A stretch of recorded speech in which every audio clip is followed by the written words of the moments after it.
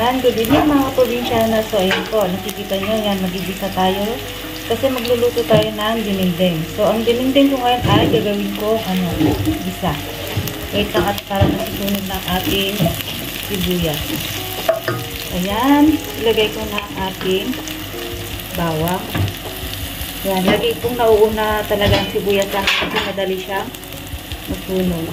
Yan. Kasi yung bawang pala ay sibuyas, sunog na.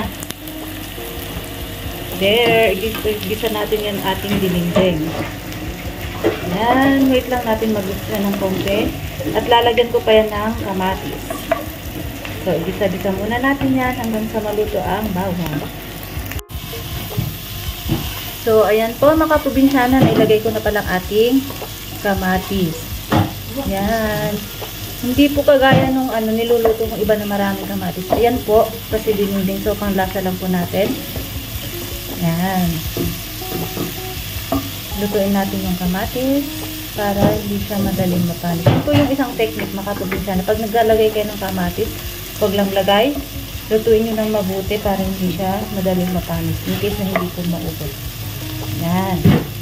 So, pagkatapos yan, ilagay na natin ang ating dininding. Tubigan muna natin mamaya. Yan. Wait lang natin yung maluto. So, ayan mga kaprobinsyana, lagyan na natin ng sabaw. Hintayin lang natin kumulo dahil lagyan na natin ang isda. Yung isda ang unang ilagay natin para maglasa siya. So, ayan. Wait lang natin kumulo ng konti. Yan pala, lalagyan ko na rin ng panlasa. So, ayan po. Pwede na. Ilagay na natin ang ating isda. Yan ang unahin natin ilagay para lumasa siya. Yan. Hayaan natin kumulo. Ilagay ko na pala yung isabay na natin yung labong. Yan. Para po maluto pa siya ng konti. Actually po itong labong na to ay galing sa Pilipinas. Dala ko. So, na yan siya. Nalaga na. Yan. Hayaan lang natin kumulo ng kumulo para maluto pa siya ng konti. Yan. Hayaan natin kumulo dahil ilagay na natin ang ating lalagyan pala natin yun ng sitaw at saka yung saluyot sa Ilocano. Mulapia sa English ba yon?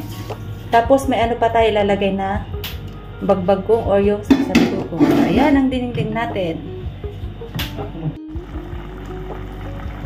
So ayan po mga probinsyana, luto na ang ating ayan po, nilagay ko na kanina yung sitaw. So ayan, luto na siya, malambot na. Ngayon ilalagay na natin ang ating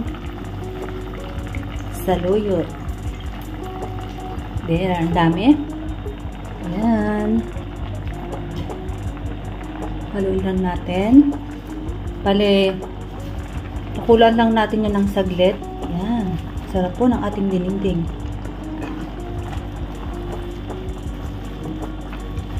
At, pwede ko na rin isabay yung bagbagkong. Ayan, ang ating napakasarap na dininding. Yan. Ilagay ko na rin ang ating bagbagkong sa kabilang side. Yan po. Yan po yung bagbagkong dala ko po galing sa Pilipinas. Yan po tanim ni mother. Yan.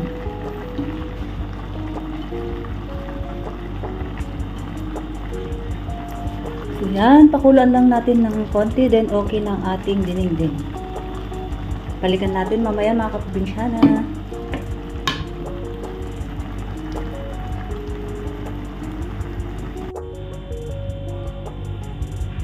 So, ayan po mga kaprobinsyana, okay na po yung ating dinengdeng na rabong with saluyot at saka yung bagbagkong. Ayan po yung isda. Yan, may sitaw pa siya. So, taste test po tayo. Check natin yung lasa.